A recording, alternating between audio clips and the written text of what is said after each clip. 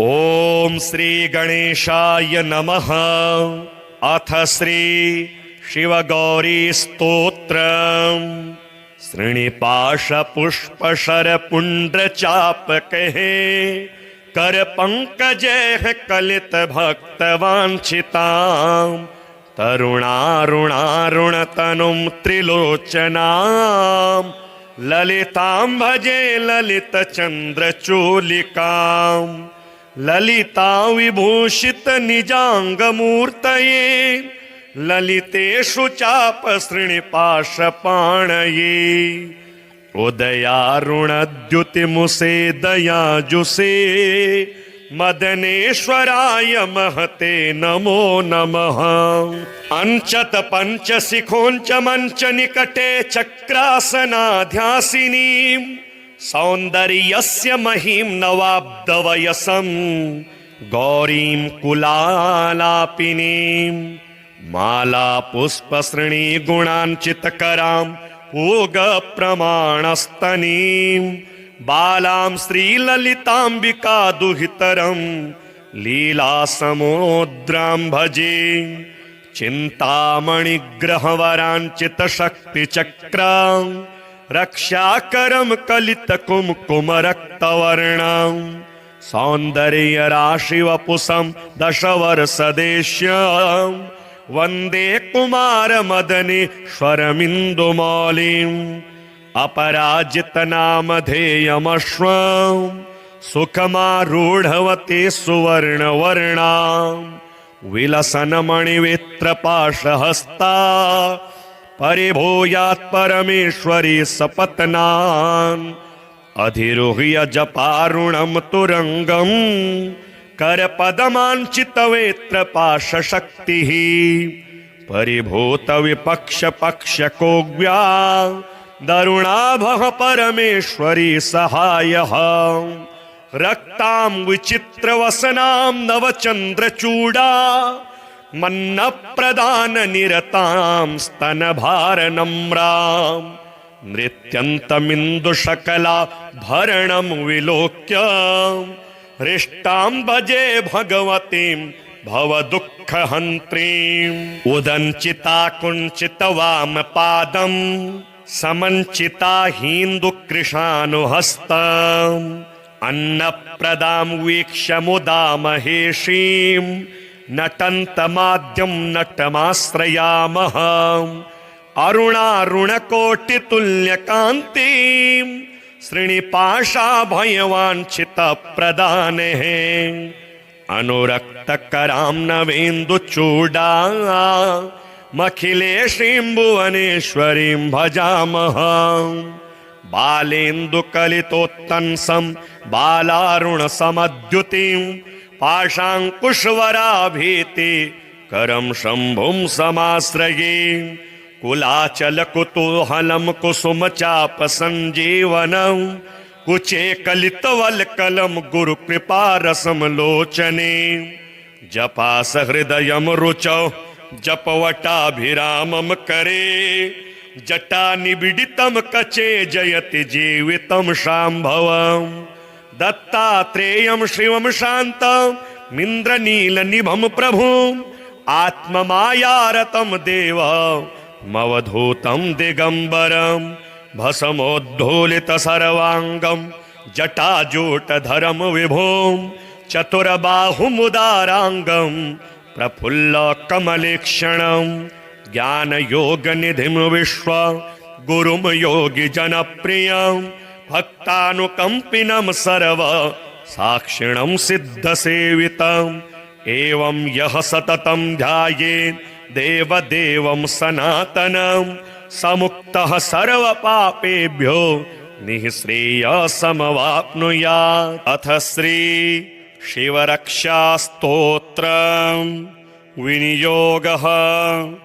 ओम अस्य श्री शिवरक्षास्तोत्रमन्त्रस्य याज्ञवल्क्य ऋषिः श्री सदाशिवो देवता अनुष्टुप् छन्दः श्री सदाशिव प्रीत्यर्थं शिवरक्षास्तोत्र जपे विनियोगः। चरितं देवदेवस्य महादेवस्य पावनम् अपारं परमोदारं चतुर्वर्गस्य साधनं गौरीविनायकोपेतं पञ्चवक्त्रं त्रिनेत्रकं शिवं ध्यात्वा दशभुजं शिवरक्षां पठेन्नरः गंगाधरः शिरः पातु भालम् अर्धेन्दुशेखरः नयने मदनध्वंसी कर्णो सर्पविभूषण घ्राणं पातु पुरारातिः मुखं पातु जगत्पतिः जिह्वां वागीश्वरः पातु कंधरां शितिकन्धरः श्रीकण्ठः पातु मे कण्ठं स्कन्धौ विश्वधुरन्धरः भुजौ भूभारसंहर्ता करौ पातु पिनाकधृक् हृदयं शङ्करः पातु जठरं गिरिजापतिः नाभिं मृत्युञ्जयः पातु कटिव्याघ्राजिनाम्बरः सक्थिनी पातु दीनार्त शरणागतवत्सलः उरोमहेश्वरः पातु जानुनी जगदीश्वरः जङ्घे पातु जगत्कर्ता गुल्फौ पातु गणाधिपः चरणौ करुणासिन्धुः सर्वाङ्गानि सदाशिवः एतां शिवबलोपेतां रक्षां यः सुकृती पठेत् स भुक्त्वा सकलान् कामान् शिवसायुज्यमाप्नुयात् ग्रहभूतपिशाचाद्यास्त्रैलोक्ये विचरन्ति ये दूरादाशु पलायन्ते शिवनामाभिरक्षणात् अभयङ्करनामेदं कवचं पार्वतीपतेः भक्त्या बिभरति यः कण्ठे तस्य वश्यं जगत्त्रयम् इमां नारायणः स्वप्ने शिवरक्षां यथा दिशत् प्रातरुत्थाय योगीन्द्रो याज्ञवल्क्यः तथा लिखत् अथ श्री गौरीगिरीशस्तोत्रम् चन्द्रार्ध प्रविभासि मस्तकतटौ तन्द्राविहीनौ सदा भक्तौध प्रतिपालने निजतनो छायाजितार्कायुतौ शृङ्गाद्रिस्थविवाहमण्डपगतौ कारुण्यवारान्निधि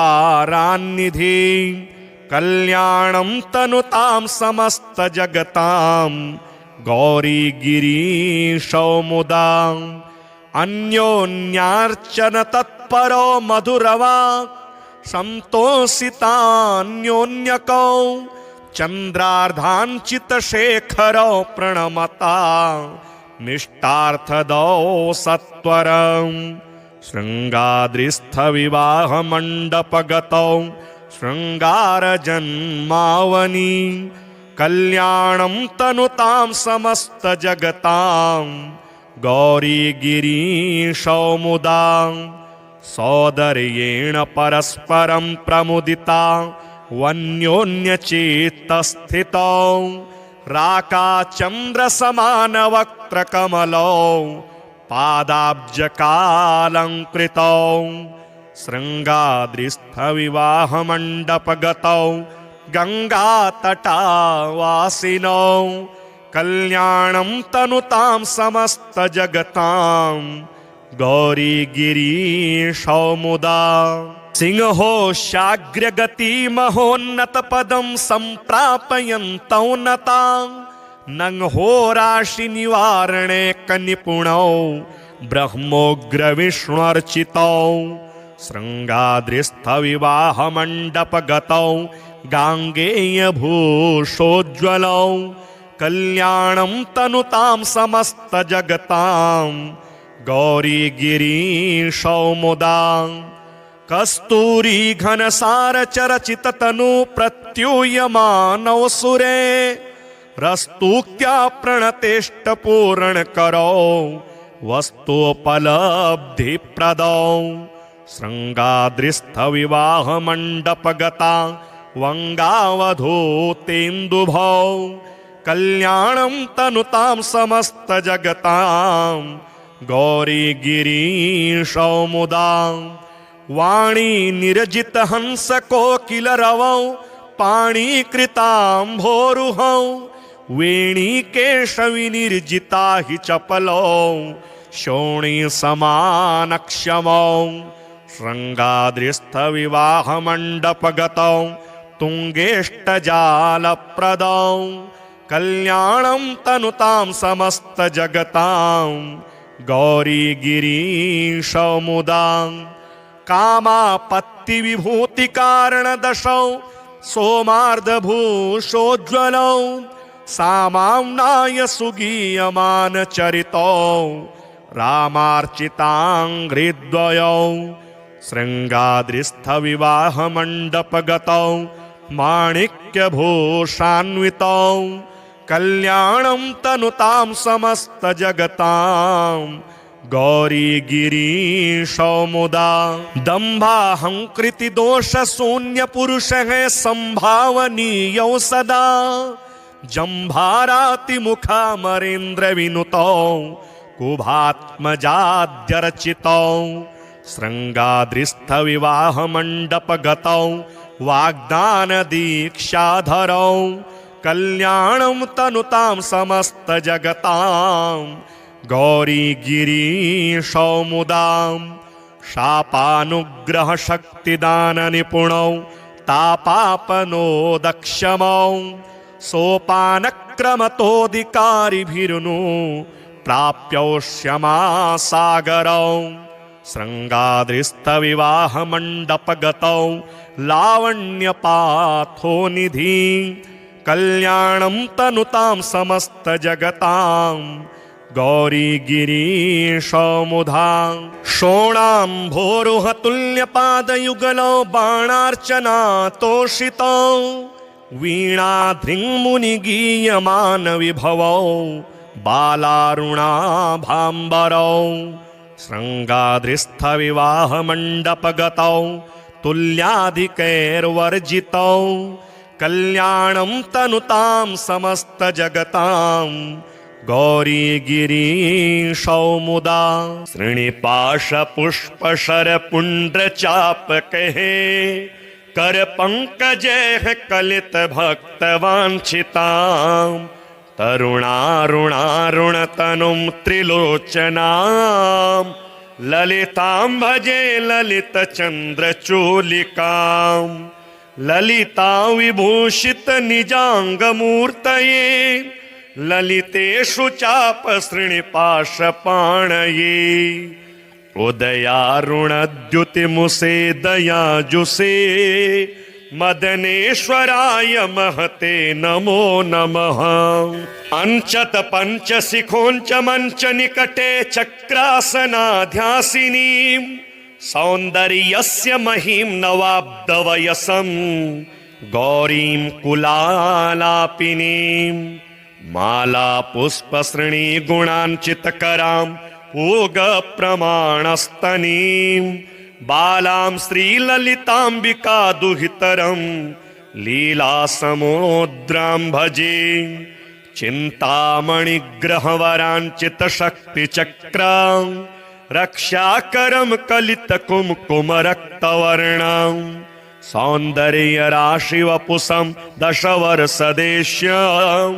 वन्दे कुमारमदनेश्वरमिन्दुमौलिम् अपराजितनामधेयमश्वं सुखमारूढवती सुवर्णवर्णां विलसन्मणिवित्रपाशहस्ता परिभूयात् परमेश्वरी सपत्नान् अधिरोह्य जपारुणं तुरंगं करपदमाञ्चितवेत्रपाशशक्तिः परिभूत विपक्ष पक्ष कोग्व्या दरुणाभः परमेश्वरी सहायः रक्तां विचित्रवसनां नवचन्द्रचूडा मन्नप्रदान निरतां स्तनभारनम्रां नृत्यन्तमिन्दुशकला भरणं विलोक्य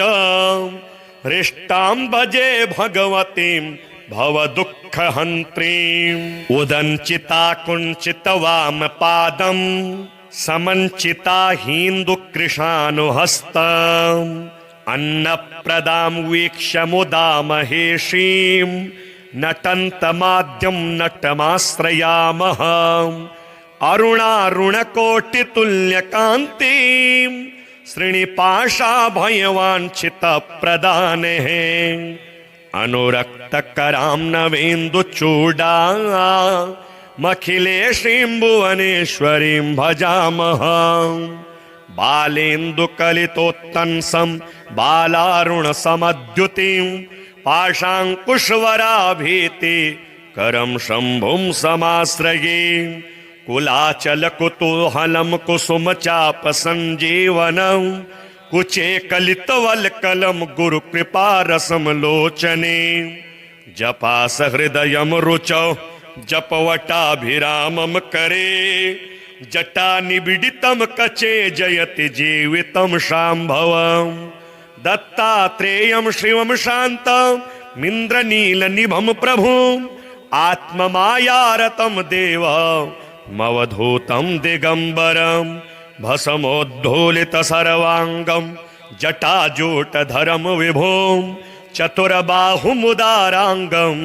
प्रफुल्लकमलेक्षणं ज्ञानयोगनिधिं विश्व गुरुं योगिजनप्रियं भक्तानुकम्पिनं सर्व साक्षिणं सिद्धसेवितम् एवं यः सततं ध्यायेत् देवदेवं सनातनं समुक्तः सर्वपापेभ्यो निःश्रेयसमवाप्नुयात्। अथ श्री शिवरक्षास्तोत्रम् विनियोगः। ओम अस्य श्री शिवरक्षास्तोत्रमन्त्रस्य याज्ञवल्क्य ऋषिः श्री सदाशिवो देवता अनुष्टुप् छन्दः श्री सदाशिव प्रीत्यर्थं शिवरक्षास्तोत्र जपे विनियोगः। चरितं देवदेवस्य महादेवस्य पावनम् अपारं परमोदारं चतुर्वर्गस्य साधनं गौरीविनायकोपेतं पञ्चवक्त्रं त्रिनेत्रकं शिवं ध्यात्वा दशभुजं शिवरक्षां पठेन्नरः गंगाधरः शिरः पातु भालम् अर्धेन्दुशेखरः नयने मदनध्वंसी कर्णो सर्पविभूषण घ्राणं पातु पुरारातिः मुखं पातु जगत्पतिः जिह्वां वागीश्वरः पातु कंधरां शितिकंधरः श्रीकण्ठः पातु मे कण्ठं स्कन्धौ विश्वधुरन्धरः भुजौ भूभारसंहर्ता करौ पातु पिनाकधृक् हृदयं शङ्करः पातु जठरं गिरिजापतिः नाभिं मृत्युञ्जयः पातु कटिव्याघ्राजिनाम्बरः सक्थिनी पातु दीनार्त शरणागतवत्सलः उरोमहेश्वरः पातु जानुनी जगदीश्वरः जङ्घे पातु जगत्कर्ता गुल्फौ पातु गणाधिपः चरणौ करुणासिन्धुः सर्वाङ्गानि सदाशिवः एतां शिवबलोपेतां रक्षां यः सुकृती पठेत् स भुक्त्वा सकलान् कामान् शिवसायुज्यमाप्नुयात्। ग्रहभूतपिशाचाद्यास्त्रैलोक्ये विचरन्ति ये दूरादाशु पलायन्ते शिवनामाभिरक्षणात्। अभयङ्करनामेदं कवचं पार्वतीपतेः भक्त्या बिभरति यः कण्ठे तस्य वश्यं जगत्त्रयम्। इमां नारायणः स्वप्ने शिवरक्षां यथा दिशत् प्रातरुत्थाय योगीन्द्रो याज्ञवल्क्यः तथा लिखत्। अथ श्री गौरीगिरीशस्तोत्रम् चन्द्रार्ध प्रविभासि मस्तकतटौ तन्द्राविहीनौ सदा भक्तौध प्रतिपालने निजतनो छायाजितार्कायुतौ शृङ्गाद्रिस्थविवाहमण्डपगतौ कारुण्यवारान्निधि कल्याणं तनुतां समस्तजगतां गौरीगिरीशौ मुदा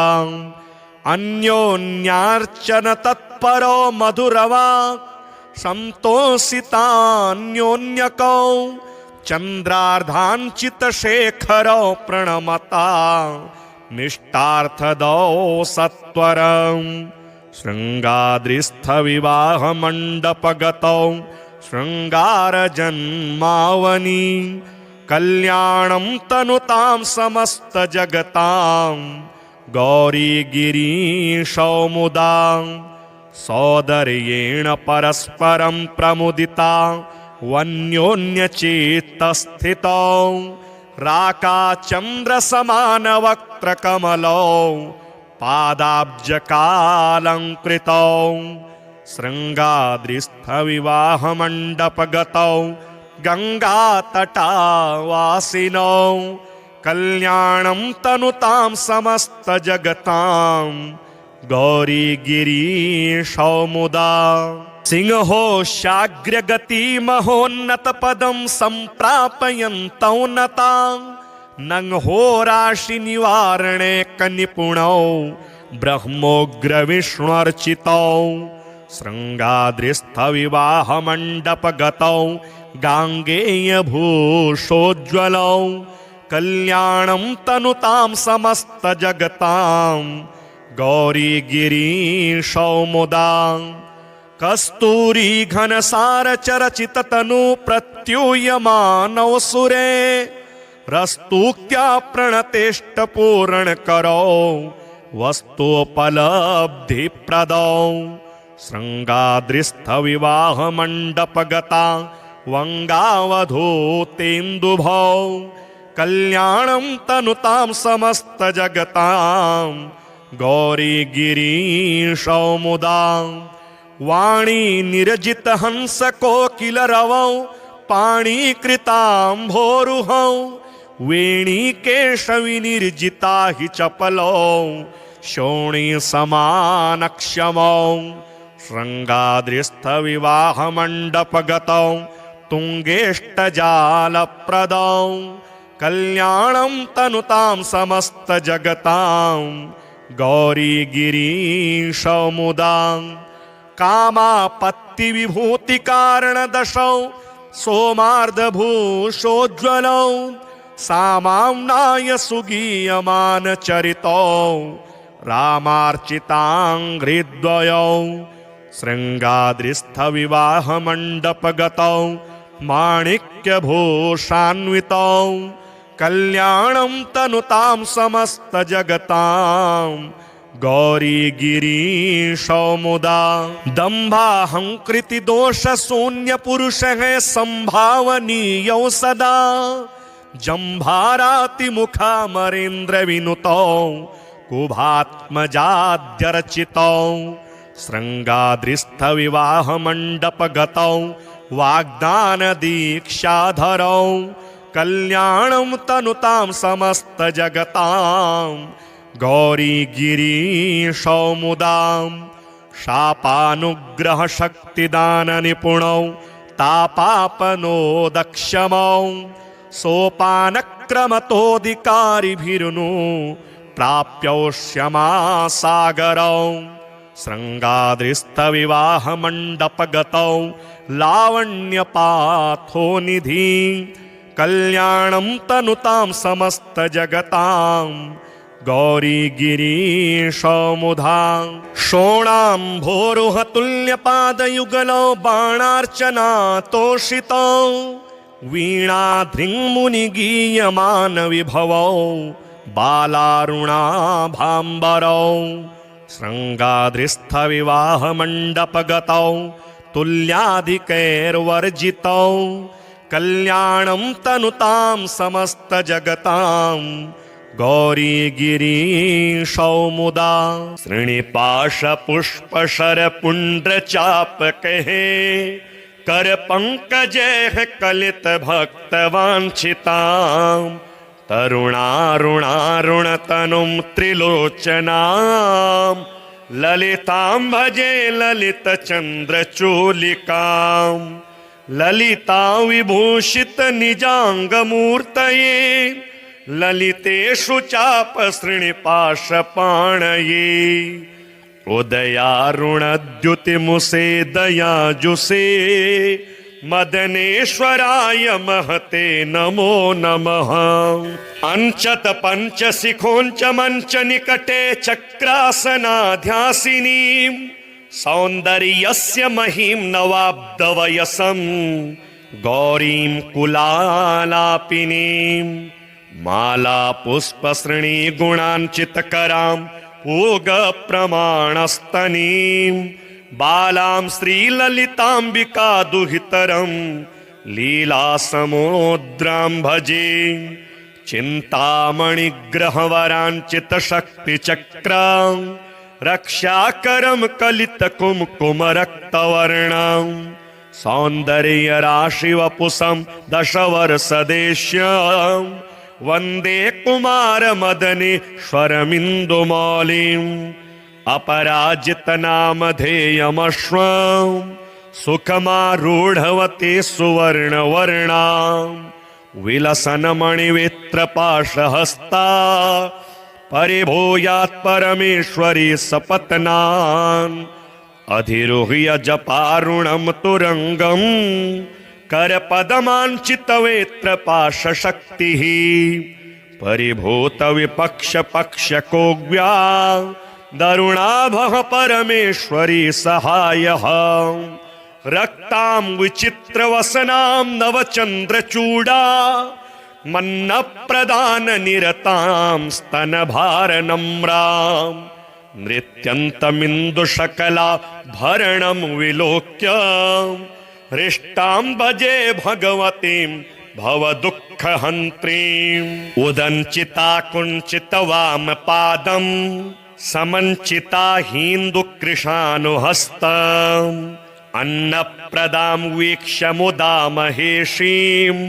नटन्तमाद्यं नटमाश्रयामः अरुणारुणकोटितुल्यकान्तिं श्रीनिपाशाभयवाञ्छितप्रदानेः अनुरक्तकरां नवेन्दुचूडामखिलेशीं भुवनेश्वरीं भजामः बालेन्दुकलितोत्तंसं बालारुणसमद्युतिं पाशाङ्कुशवराभीति करं शम्भुं समाश्रये कुलाचलकुतूहलं कुसुमचापसञ्जीवनं कुचे कलितवल्कलं गुरुकृपारसं लोचने जपासहृदयं रुचौ जपवटाभिरामं करे जटानिबिडितं कचे जयति जीवितं शाम्भवम् दत्तात्रेयं शिवं शान्तमिन्द्रनीलनिभं प्रभुम् आत्ममायारतं देवमवधूतं दिगम्बरं भस्मोद्धूलितसर्वाङ्गं जटाजूटधरं विभुं चतुर्बाहुमुदाराङ्गं प्रफुल्लकमलेक्षणं ज्ञानयोगनिधिं विश्वगुरुं योगिजनप्रियं भक्तानुकम्पिनं सर्वसाक्षिणं सिद्धसेवितम् एवं यः सततं ध्यायेत् देवदेवं सनातनं समुक्तः सर्वपापेभ्यो निःश्रेयसमवाप्नुयात्। अथ श्री शिवरक्षास्तोत्रं विनियोगः। ॐ अस्य श्री शिवरक्षास्तोत्रमन्त्रस्य याज्ञवल्क्य ऋषिः श्री सदाशिवो देवता अनुष्टुप् छन्दः श्री सदाशिव प्रीत्यर्थं शिवरक्षास्तोत्र जपे विनियोगः। चरितं देवदेवस्य महादेवस्य पावनं अपारं परमोदारं चतुर्वर्गस्य साधनं गौरीविनायकोपेतं पञ्चवक्त्रं त्रिनेत्रकं शिवं ध्यात्वा दशभुजं शिवरक्षां पठेन्नरः गंगाधरः शिरः पातु भालम् अर्धेन्दुशेखरः नयने मदनध्वंसी कर्णो सर्पविभूषण घ्राणं पातु पुरारातिः मुखं पातु जगत्पतिः जिह्वां वागीश्वरः पातु कंधरां शितिकन्धरः श्रीकण्ठः पातु मे कण्ठं स्कन्धौ विश्वधुरन्धरः भुजौ भूभारसंहर्ता करौ पातु पिनाकधृक् हृदयं शङ्करः पातु जठरं गिरिजापतिः नाभिं मृत्युञ्जयः पातु कटिव्याघ्राजिनाम्बरः सक्थिनी पातु दीनार्त शरणागतवत्सलः उरुमहेश्वरः पातु जानुनी जगदीश्वरः जङ्घे पातु जगत्कर्ता गुल्फौ पातु गणाधिपः चरणौ करुणासिन्धुः सर्वाङ्गानि सदाशिवः एतां शिवबलोपेतां रक्षां यः सुकृती पठेत् स भुक्त्वा सकलान् कामान् शिवसायुज्यमाप्नुयात् ग्रहभूतपिशाचाद्यास्त्रैलोक्ये विचरन्ति ये दूरादाशु पलायन्ते शिवनामाभिरक्षणात् अभयङ्करनामेदं कवचं पार्वतीपतेः भक्त्या बिभरति यः कण्ठे तस्य वश्यं जगत्त्रयम् इमां नारायणः स्वप्ने शिवरक्षां यथा दिशत् प्रातरुत्थाय योगीन्द्रो याज्ञवल्क्यः तथा लिखत् अथ श्री गौरीगिरीशस्तोत्रम् चन्द्रार्ध प्रविभासि मस्तकतटौ तन्द्राविहीनौ सदा भक्तौध प्रतिपालने निजतनो छायाजितार्कायुतौ शृङ्गाद्रिस्थविवाहमण्डपगतौ कारुण्यवारान्निधि कल्याणं तनुतां समस्तजगतां गौरीगिरीशौ मुदा अन्योन्यार्चन तत्परो मधुरवाक् संतोषितान्योन्यकौ चन्द्रार्धाञ्चितशेखरौ प्रणमता निष्ठार्थदौ सत्वरम् शृङ्गाद्रिस्थविवाहमण्डपगतौ शृङ्गारजन्मावनि कल्याणं तनुतां समस्तजगतां गौरीगिरीशौ मुदा सौदर्येण परस्परं प्रमुदिता वन्योन्यचित्तस्थितौ राकाचन्द्रसमानवक्त्रकमलौ पादाब्जकालङ्कृतौ शृङ्गाद्रिस्थविवाहमण्डपगतौ गङ्गातटावासिनौ कल्याणं तनुतां समस्तजगतां गौरीगिरीशौ मुदा सिंहोशाग्रगतिमहोन्नतपदं सम्प्रापयन्तौ नतां नंहोराशिनिवारणे कनिपुणौ ब्रह्मोग्रविष्णुर्चितौ शृङ्गाद्रिस्थविवाहमण्डपगतौ गाङ्गेयभूषोज्ज्वलौ कल्याणं तनुतां समस्तजगतां गौरीगिरीशौ मुदा कस्तूरी घनसारचरचिततनु प्रत्यूयमानौ सुरे रस्तूक्या प्रणतेष्टपूरणकरौ वस्तुपलब्धिप्रदौ शृङ्गाद्रिस्थविवाहमण्डपगता वङ्गावधूतेन्दुभौ कल्याणं तनुतां समस्तजगतां गौरी गिरीशौमुदां वाणी निरजित हंस कोकिल रवौ पाणीकृताम्भोरुहौ वेणी केशवि निर्जिता हि चपलौ शोणी समानक्षमौ श्रृंगाद्रिस्थ विवाह मंडपगतौ तुंगेष्टजालप्रदौ कल्याणं तनुतां समस्त जगतां गौरी गिरीशौमुदां कामापत्ति विभूति कारण दशौ सोमार्धभूषोज्ज्वलौ सामाम्नाय सुगीयमान चरितौ रामार्चिताङ्घ्रिद्वयौ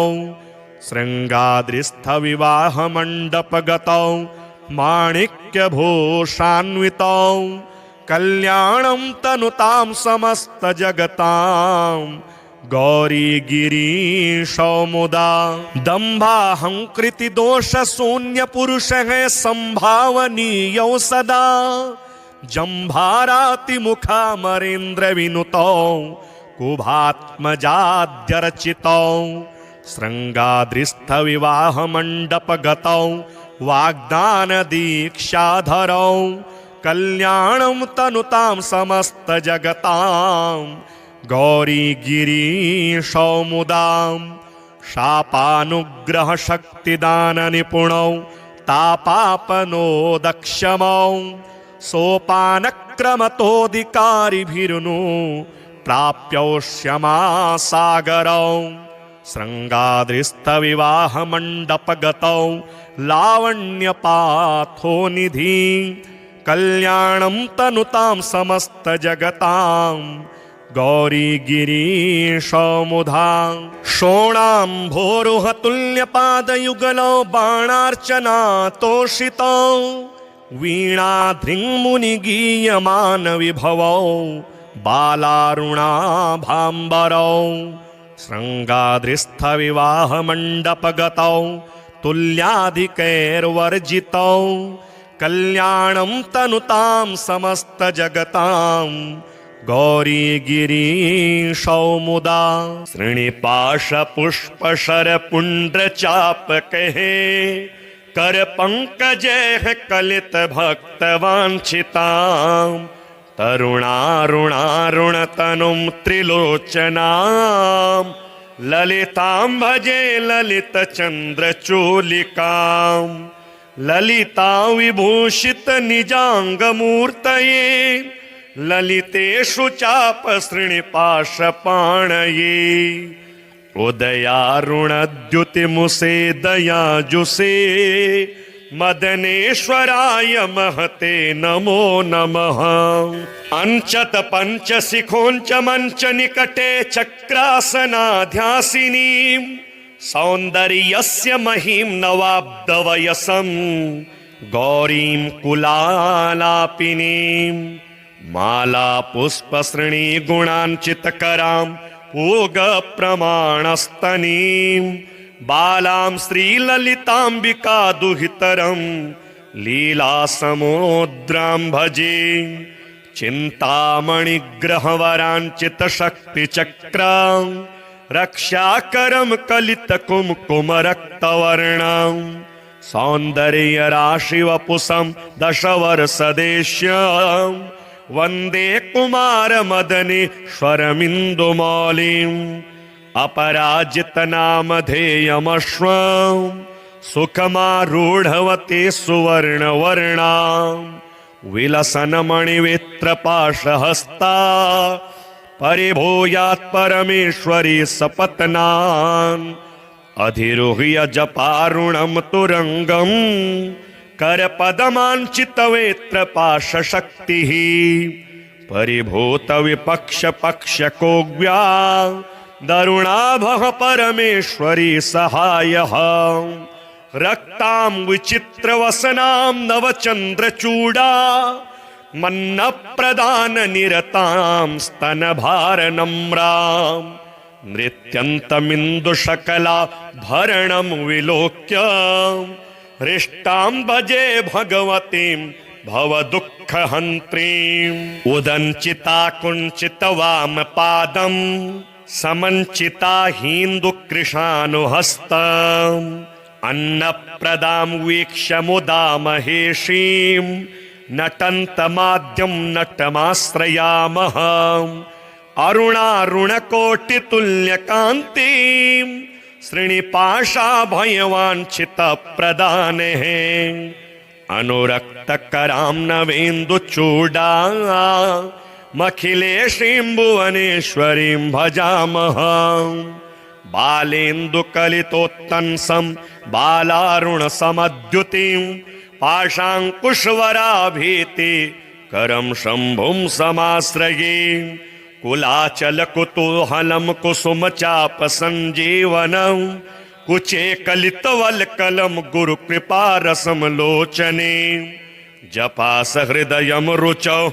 जपवटाभिरामं करे जटानिबिडितं कचे जयति जीवितं शाम्भवम् दत्तात्रेयं शिवं शान्तमिन्द्रनीलनिभं प्रभुम् आत्ममायारतं देवमवधूतं दिगम्बरं भस्मोद्धूलितसर्वाङ्गं जटाजूटधरं विभुं चतुरबाहुमुदाराङ्गं प्रफुल्लकमलेक्षणं ज्ञानयोगनिधिं विश्व गुरुं योगिजनप्रियं भक्तानुकम्पिनं सर्व साक्षिणं सिद्धसेवितम् एवं यः सततं ध्यायेत् देवदेवं सनातनं समुक्तः सर्वपापेभ्यो निःश्रेयसमवाप्नुयात्। अथ श्री शिवरक्षास्तोत्रम् विनियोगः। ओम अस्य श्री शिवरक्षास्तोत्रमन्त्रस्य याज्ञवल्क्य ऋषिः श्री सदाशिवो देवता अनुष्टुप् छन्दः श्री सदाशिव प्रीत्यर्थं शिवरक्षास्तोत्र जपे विनियोगः। चरितं देवदेवस्य महादेवस्य पावनम् अपारं परमोदारं चतुर्वर्गस्य साधनं गौरीविनायकोपेतं पञ्चवक्त्रं त्रिनेत्रकं शिवं ध्यात्वा दशभुजं शिवरक्षां पठेन्नरः गंगाधरः शिरः पातु भालम् अर्धेन्दुशेखरः नयने मदनध्वंसी कर्णो सर्पविभूषण घ्राणं पातु पुरारातिः मुखं पातु जगत्पतिः जिह्वां वागीश्वरः पातु कंधरां शितिकन्धरः श्रीकण्ठः पातु मे कण्ठं स्कन्धौ विश्वधुरन्धरः भुजौ भूभारसंहर्ता करौ पातु पिनाकधृक् हृदयं शङ्करः पातु जठरं गिरिजापतिः नाभिं मृत्युञ्जयः पातु कटिव्याघ्राजिनाम्बरः सक्थिनी पातु दीनार्त शरणागतवत्सलः उरोमहेश्वरः पातु जानुनी जगदीश्वरः जङ्घे पातु जगत्कर्ता गुल्फौ पातु गणाधिपः चरणौ करुणासिन्धुः सर्वाङ्गानि सदाशिवः एतां शिवबलोपेतां रक्षां यः सुकृती पठेत् स भुक्त्वा सकलान् कामान् शिवसायुज्यमाप्नुयात्। ग्रहभूतपिशाचाद्यास्त्रैलोक्ये विचरन्ति ये दूरादाशु पलायन्ते शिवनामाभिरक्षणात्। अभयङ्करनामेदं कवचं पार्वतीपतेः भक्त्या बिभरति यः कण्ठे तस्य वश्यं जगत्त्रयम्। इमां नारायणः स्वप्ने शिवरक्षां यथा दिशत् प्रातरुत्थाय योगीन्द्रो याज्ञवल्क्यः तथा लिखत्। अथ श्री गौरीगिरीशस्तोत्रम् चन्द्रार्ध प्रविभासि मस्तकतटौ तन्द्राविहीनौ सदा भक्तौध प्रतिपालने निजतनु छायाजितार्कायुतौ शृङ्गाद्रिस्थविवाहमण्डपगतौ कारुण्यवारान्निधि कल्याणं तनुतां समस्तजगतां गौरीगिरीशौ मुदा अन्योन्यार्चन तत्परो मधुरवाक् संतोषितान्योन्यकौ चन्द्रार्धाञ्चितशेखरौ प्रणमता निष्टार्थदौ सत्वरम् शृङ्गाद्रिस्थविवाहमण्डपगतौ शृङ्गारजन्मावनि कल्याणं तनुतां समस्तजगतां गौरीगिरीशौ मुदा सौदर्येण परस्परं प्रमुदिता वन्योन्यचित्तस्थितौ राकाचन्द्रसमानवक्त्रकमलौ पादाब्जकालङ्कृतौ शृङ्गाद्रिस्थविवाहमण्डपगतौ गङ्गातटावासिनौ कल्याणं तनुतां समस्तजगतां गौरीगिरीशौ मुदा सिंहोशाग्रगतिमहोन्नतपदं सम्प्रापयन्तौ नता नंहोराशिनिवारणे कनिपुणौ ब्रह्मोग्रविष्णुर्चितौ शृङ्गाद्रिस्थविवाहमण्डपगतौ गाङ्गेयभूषोज्ज्वलौ कल्याणं तनुतां समस्तजगतां गौरीगिरीशौ मुदा कस्तूरी घनसारचरचिततनु प्रत्यूयमानौ सुरे रस्तूक्त्या प्रणतेष्टपूरणकरौ वस्तुपलब्धिप्रदौ शृङ्गाद्रिस्थविवाहमण्डपगता वङ्गावधूतेन्दुभौ कल्याणं तनुतां समस्तजगतां गौरीगिरीशौ मुदा वाणी निरजितहंसकोकिलरवौ पाणीकृताम्भोरुहौ वेणीकेशविनिर्जिता हि चपलौ शोणीसमानक्षमौ शृङ्गाद्रिस्थविवाहमण्डपगतौ तुङ्गेष्टजालप्रदौ कल्याणं तनुतां समस्तजगतां गौरीगिरीशौ मुदा कामापत्तिविभूतिकारणदशौ सोमार्धभूषोज्ज्वलौ सामाम्नाय सुगीयमानचरितौ रामार्चिताङ्घ्रिद्वयौ शृङ्गाद्रिस्थविवाहमण्डपगतौ माणिक्यभूषान्वितौ कल्याणं तनुतां समस्तजगतां गौरीगिरीशौ मुदा दम्भाहङ्कृतिदोषशून्यपुरुषः सम्भावनीयौ सदा जम्भारातिमुखामरेन्द्रविनुतौ कुभात्मजाद्यर्चितौ शृङ्गाद्रिस्थविवाहमण्डपगतौ वाग्दानदीक्षाधरौ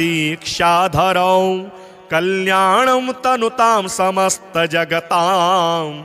गौरीगिरीशौ मुदा शापानुग्रहशक्तिदाननिपुणौ तापापनोदक्षमौ सोपानक्रमतोऽधिकारिभिरुनु प्राप्यौष्यमासागरौ शृङ्गाद्रिस्थविवाहमण्डपगतौ लावण्यपाथोनिधि कल्याणं तनुतां समस्तजगतां गौरीगिरीशौ मुदा शोणाम्भोरुहतुल्यपादयुगलौ बाणार्चनातोषितौ वीणाधृङ्मुनिगीयमानविभवौ बालारुणाभाम्बरौ शृङ्गाद्रिस्थविवाहमण्डपगतौ तुल्याधिकैर्वर्जितौ कल्याणं तनुतां समस्तजगतां गौरी गिरीशौ मुदा।